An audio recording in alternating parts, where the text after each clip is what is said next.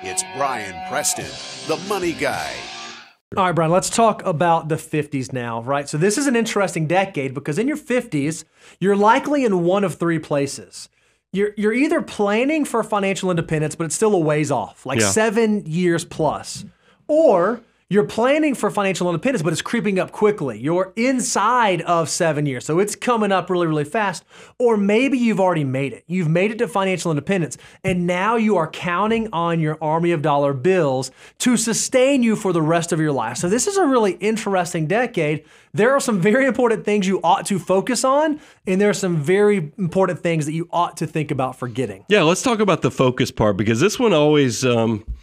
people get this a little confused, especially my entrepreneurs, because when we talk about your risk profile, everybody immediately always goes with more the emotional feeling of, am I a cowboy where I can handle, all the risk? That's my entrepreneurs. Yep.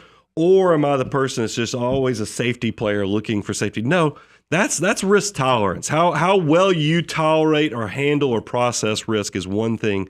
There's a whole nother component of risk called risk capacity, meaning you just might not have the time to recover if it takes a long time for a market to recover for you, especially if you're living off of these resources in retirement.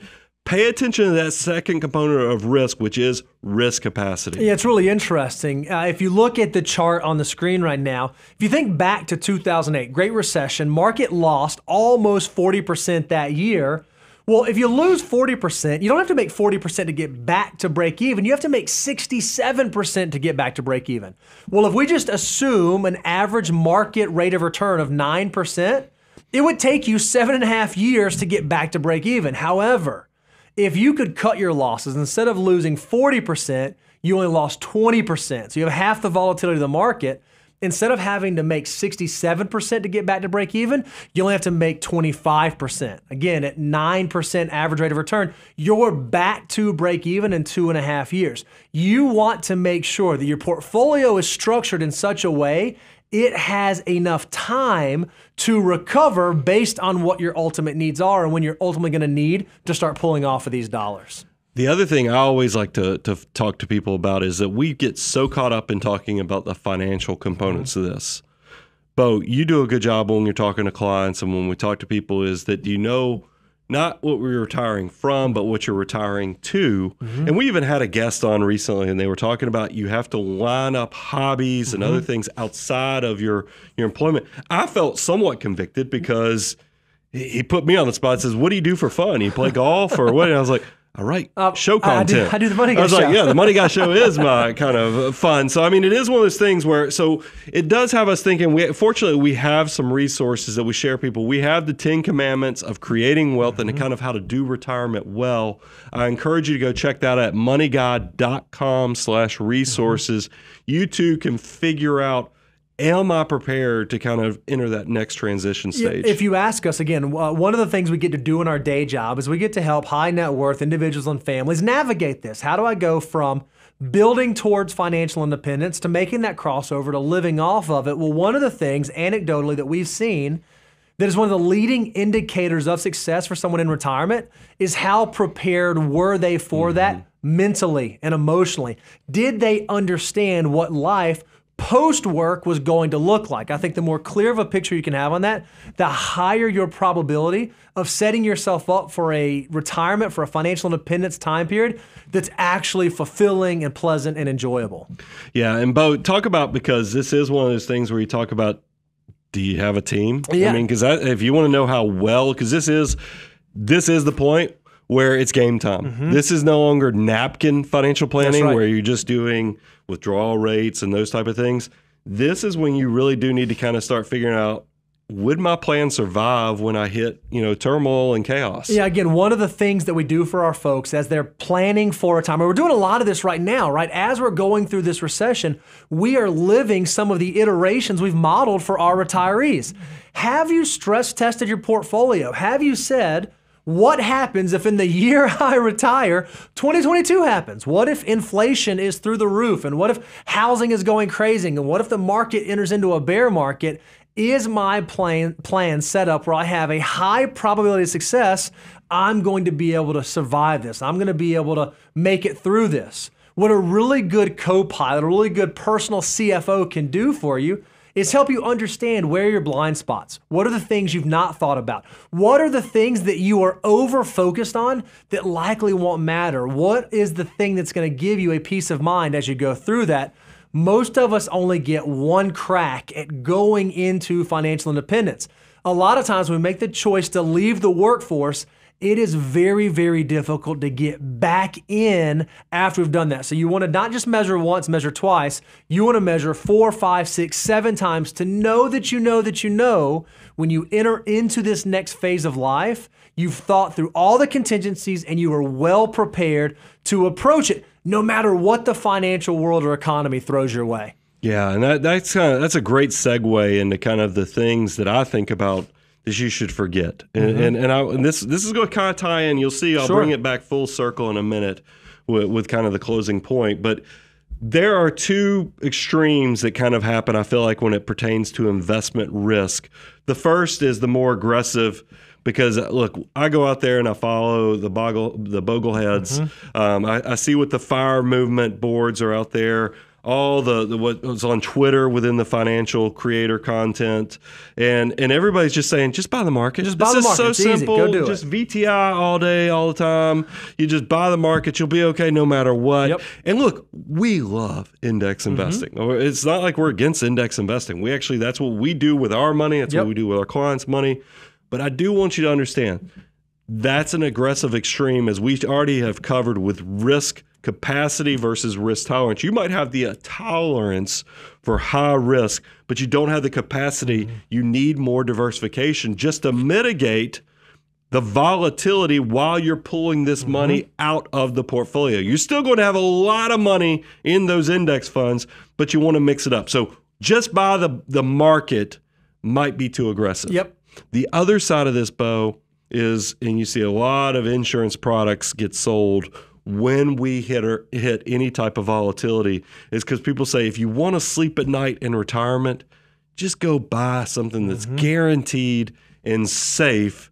And I worry that's too far the other extreme. I mean, this is one's too hot, one's too cold.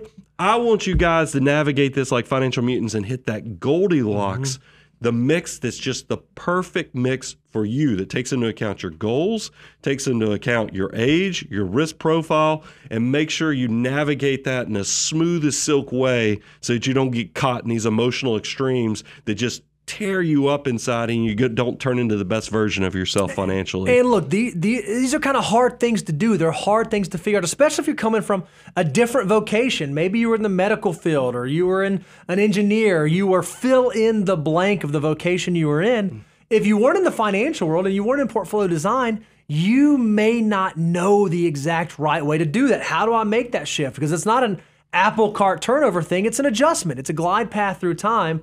So perhaps you're saying this in your 50s, well, I can do this all by myself. I got this far. I'm just going to keep doing it by myself because I want to save a few bucks. Why would I spend money on hiring a financial advisor or bringing someone in to help me navigate this when I can just DIY and figure it out? Now, Brian, I think it's really interesting. You said you have, like, recently a personal example of falling into this exact same trap. Well, everybody, I mean, you guys, it's the worst kept secret in the world because I just blab it all the time, but we're working through it. You know, I wrote a book. Yep. And I'm in this publishing a book journey, and I was very blessed that one of the big publishers actually kind of caught wind, was interested, pursued it. And I got we were in the parts of the negotiation where they're sending over terms. And guys, I got to tell you, it is very humbling when you're Googling terms because you don't even know what the word means. Like you're reading through the contract? I'm good with money. I'm good with money. I can negotiate. I can work a financial calculator. How hard could this be? And then I'm Googling stuff, and I was like, wait a minute. What are you doing, Brian? I mean, because here's the hold-up point. I knew to hire an agent or somebody who's going to help me navigate this, it's going to be somewhat what I perceived as expensive. Sure. It was going to be 15% of whatever this book could earn forever. And that seemed, on the face of it, very expensive. But then I realized, wait a minute.